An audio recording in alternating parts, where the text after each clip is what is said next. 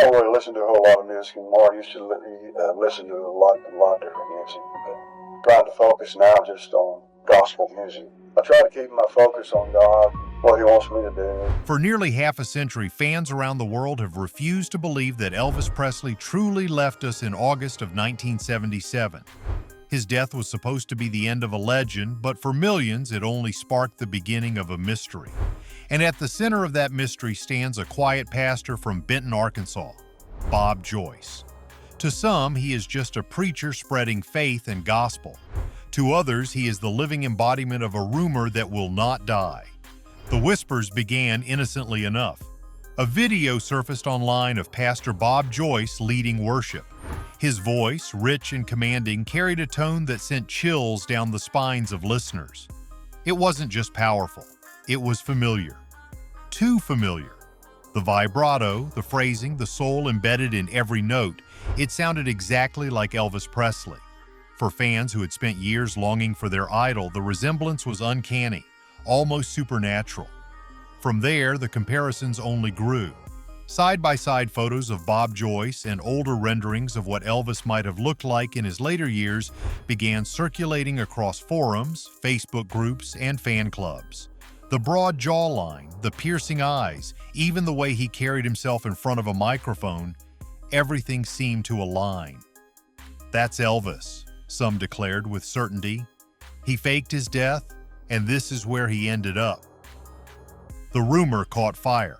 Thousands of believers claimed that Elvis had become disillusioned with fame, crushed by the weight of his own legend, and staged his death to escape. According to them, he left behind the world of flashing cameras and screaming crowds for the solace of faith and the humility of ministry. The king, they argued, had traded rhinestones for robes, the stage for the pulpit. But it wasn't just the voice or the appearance that fueled the obsession, it was the timing. Elvis died at 42. Pastor Bob Joyce first appeared in ministry not long after, already carrying the wisdom and gravity of a man who had lived several lives. To fans hungry for clues, it all felt too perfect, too aligned to be coincidence. Online communities turned the theory into a movement. YouTube channels devoted hours of footage to analyzing every detail, zooming in on Bob Joyce's hands, measuring his jawline, dissecting his singing technique. People swore the gospel recordings of Bob Joyce carried the exact same breath patterns Elvis once used in concert. They argued no impersonator could possibly sustain such perfection. Not for years, not with such conviction. For believers, Pastor Bob wasn't an impersonator. He was Elvis Presley himself, hiding in plain sight, still alive, still singing, but finally free. Of course, not everyone was convinced. Skeptics pointed out that Elvis's death certificate, coroner's reports, and the testimony of family members confirmed his passing beyond question. They argued the resemblance was coincidence, the voice a gift that simply echoed Elvis's style. Yet the denials only seemed to strengthen the believers. Of course they'd cover it up, fans insisted. If Elvis wanted to disappear, everyone close to him would have protected that choice. And so the movement grew. Half tribute, half conspiracy, all wrapped in the enduring power of a man the world never wanted to lose. Pastor Bob Joyce became more than a preacher. He became the vessel for a collective hope, that Elvis had not been consumed by fame, that he had found peace, that somehow, against all odds, he was still alive. The rumors reached a breaking point when Pastor Bob himself was asked about them. Standing before his congregation, he addressed the whispers with a mixture of firmness and compassion. "I am not Elvis Presley," he declared. His words were clear, but for many the denial wasn't enough. They pointed out how carefully he spoke, how his eyes seemed to carry the weight of secrets. If he truly wasn't Elvis, why did the resemblance cut so deep? Why did the sound of his voice feel like a ghost come to life? For believers, that moment only added fuel to the fire. They claimed the denial was just another act of protection, a necessary disguise to keep the illusion intact. And for skeptics, it was proof that the world's obsession with Elvis had crossed into fantasy. Yet the question lingers, louder now than ever. Could Pastor Bob Joyce really be Elvis Presley? Or is he simply the man unlucky enough, or perhaps blessed enough, to carry the voice of a legend? What's certain is that the mystery has taken on a life of its own. Entire communities have built themselves around the theory, dissecting every sermon, every note, every photograph. The rumor refuses to die because, deep down, people don't want it to. The thought that Elvis might have escaped the prison of his fame and found freedom in faith is too powerful, too redemptive to let go. And when Pastor Bob finally addressed the crowd directly, his words left them not with clarity, but with questions that echoed louder than ever. Because even as he denied the identity, the resemblance spoke for itself. And what he said next would stun not only his congregation, but the world. When it comes to the claim that Pastor Bob Joyce is really Elvis Presley, believers say the evidence is overwhelming. To them, it's not just about a voice or a passing resemblance, it's about a trail of clues that stretches all the way back to August 16, 1977, the day Elvis was declared dead. And those clues, they argue, tell a story very different from the one written in history books. It begins with the day of his death. Fans recall the confusion surrounding the official reports. Newspapers contradicted one another, and the timeline of events at Graceland never seemed completely clear. Some said the body looked different, swollen, altered in ways that didn't make sense for a healthy 42-year-old man only hours before. There were whispers that the casket had been kept closed as much as possible because the face wasn't recognizable. To believers, this wasn't proof of natural decline, it was evidence of a cover-up. Then came the funeral. Eyewitnesses swore that the body inside the casket didn't look like Elvis at all. They described the skin as waxy, the features too stiff, almost mannequin-like. Some even claimed it was a look-alike, a stand-in created to fool the public. Whether by makeup or something more elaborate, fans said it didn't add up. If Elvis truly lay there, why did so many who had known him for years insist it didn't look like him? The inconsistencies didn't stop there. Official documents listed Elvis's middle name as Aaron, missing the second A in Aaron that he had begun using in later years. Why would his death certificate reflect the old spelling unless something deeper was at play? Skeptics brushed it off as a clerical error. Believers saw it as a deliberate signal, a hidden message that the king had staged his departure. And then, as if on cue, the sightings began. Within weeks of his death, fans reported seeing Elvis at airports, gas stations, even walking down quiet streets. Each account came with its own story. A man with sideburns and sunglasses buying a ticket under a false name, a figure slipping into the back of a diner who looked too familiar to be coincidence. The stories spread like wildfire, fanned by tabloid headlines that screamed, "Elvis lives!" Through the years, those sightings never stopped. From Kalamazoo to Las Vegas, from Memphis to small towns across America, the legend followed. Each story seemed improbable on its own, but together they created a current too strong to ignore. Fans said Elvis hadn't died, he had chosen freedom, escaping a world that had devoured him piece by piece. This is where Pastor Bob Joyce enters the picture. Because when people first heard his voice, the puzzle pieces seemed to click. The tone was identical. Rich, deep, powerful. His phrasing, the way he stretched syllables, the soul in every note. It was Elvis, they said, grown older but unchanged at the core. Side-by-side comparisons of Bob Joyce's gospel performances with Elvis's recordings from the 70s left fans convinced. No impersonator could do this, they insisted. It has to be him. It wasn't just the voice.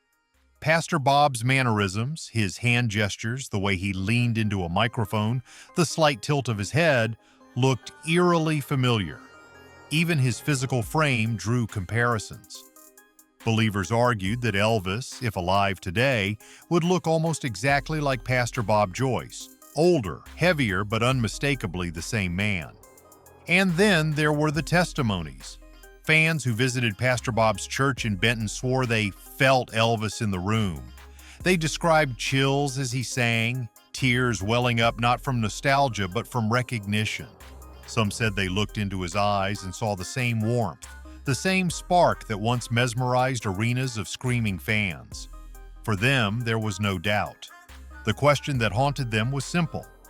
If Bob Joyce really is Elvis Presley, why would he abandon the world's biggest stage to hide in a small Arkansas church?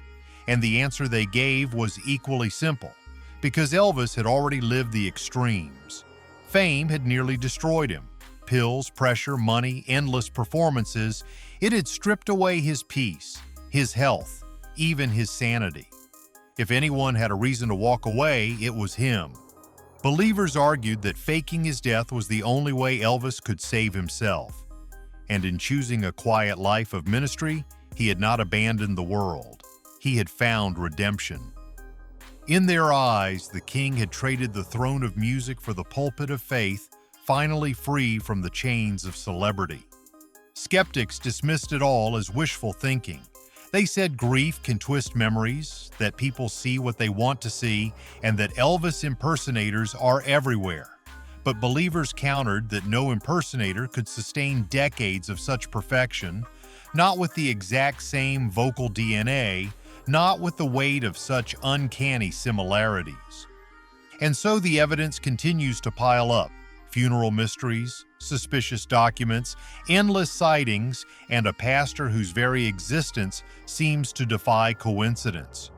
To the faithful, it's not a question of if Bob Joyce is Elvis, it's a question of why. Why would a man who had it all choose to leave it behind?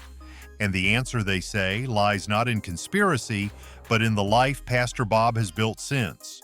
A life devoted not to music or money, but to God, to faith, and to redemption. But if that's true, then one mystery remains. How much of Pastor Bob's story is his own, and how much belongs to the man the world still calls the King? To understand why the rumor refuses to die, you have to step into the world of Pastor Bob Joyce himself. For decades, he has built a life devoted to ministry, leading a small congregation in Benton, Arkansas. His focus has always been on preaching the gospel, singing hymns, and guiding people toward faith. Yet even as he insists he is nothing more than a humble pastor, his very presence fuels one of the most extraordinary conspiracy theories of all time.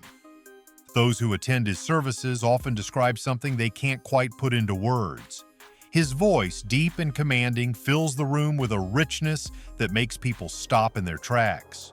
It is more than just talent. It feels lived in, shaped by years of passion, experience, and pain.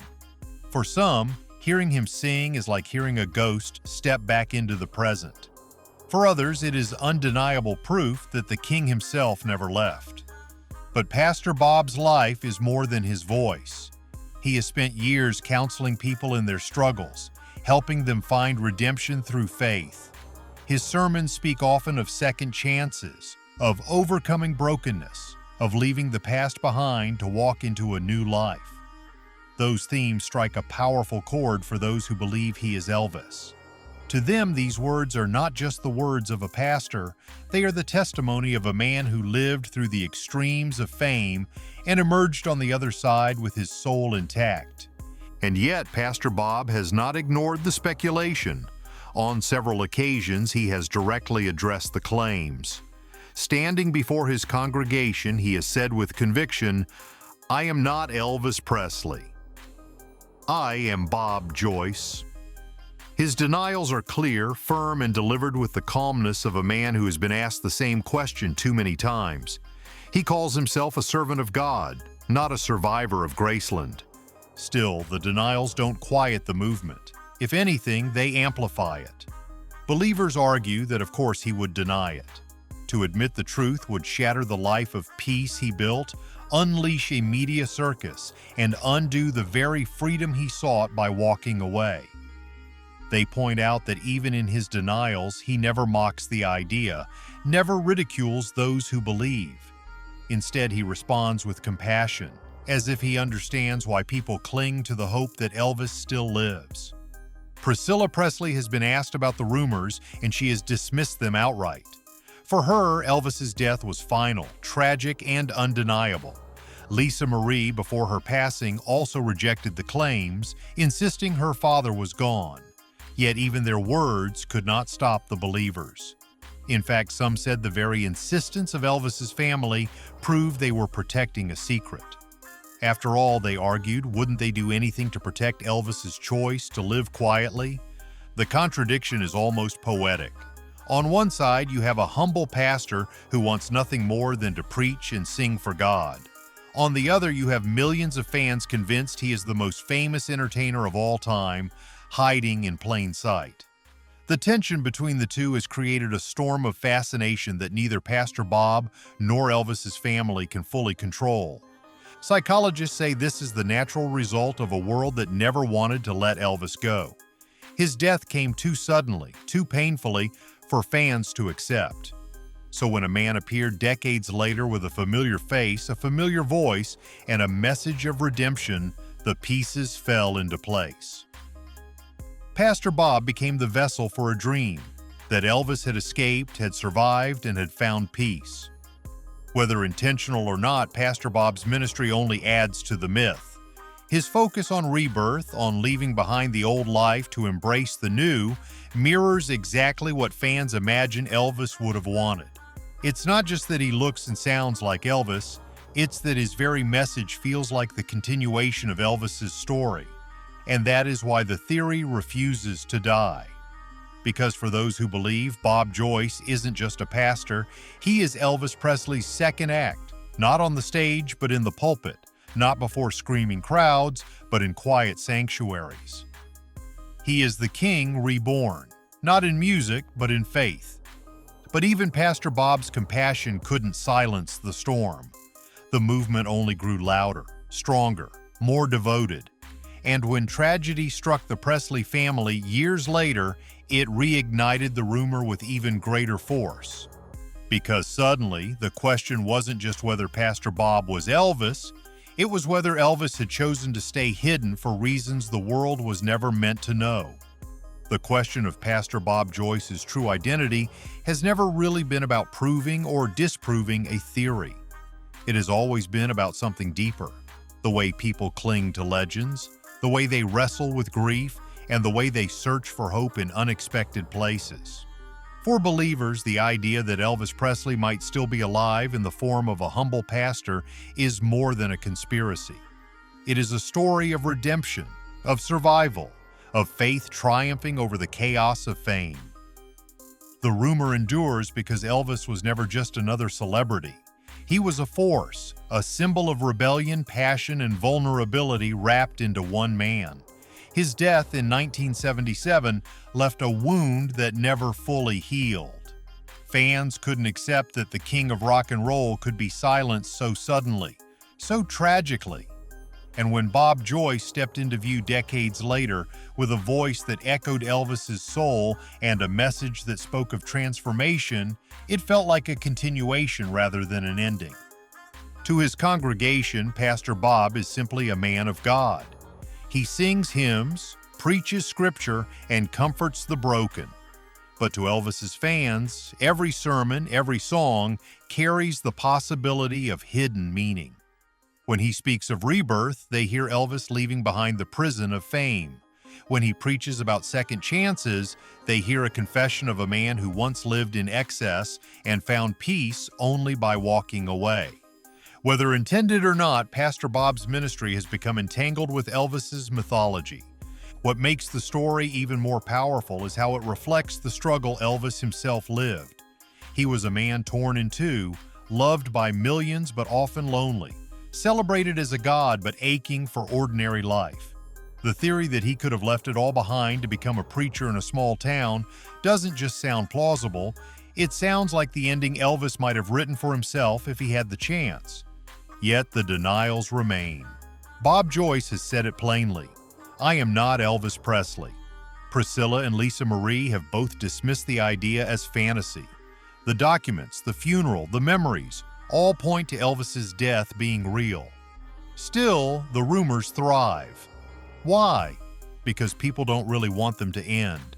The hope that Elvis lived on provides comfort, a way to imagine that he escaped the fate that consumed so many stars. For many, Pastor Bob's existence offers more than conspiracy. It offers closure. It paints a picture of Elvis not as a man destroyed by fame, but as a man reborn, choosing faith over fame, humility over power. Whether or not it's true almost doesn't matter. What matters is the meaning it carries for those who believe. And perhaps that is the true legacy of this strange, enduring rumor. Elvis Presley left behind more than music. He left behind questions about the price of fame, the fragility of greatness, and the possibility of redemption. Pastor Bob Joyce, whether connected to Elvis or not, embodies those questions. His voice reminds fans of what they lost, while his ministry offers the hope of what Elvis might have found: peace. The final word belongs not to Pastor Bob, not to skeptics or believers, but to the enduring human need to hold on to stories that heal. Elvis Presley may be gone, or he may live on in the hearts of those who hear him in the voice of a pastor. Either way, the legend continues, not as a perfect myth, but as a reflection of faith, longing, and the power of one man's influence across generations. And maybe that is the answer people have been searching for all along. Not whether Pastor Bob is Elvis, but why the world wants him to be. Because in that hope lies something greater than fact, a desire for the king to have found the peace that fame never allowed him. The mystery of Pastor Bob Joyce shows how much the world still longs for Elvis Presley, whether in truth or in legend. Do you believe Bob Joyce is Elvis in disguise, or simply a man with a gift that reminds us of the king? Share your thoughts and subscribe for more untold stories.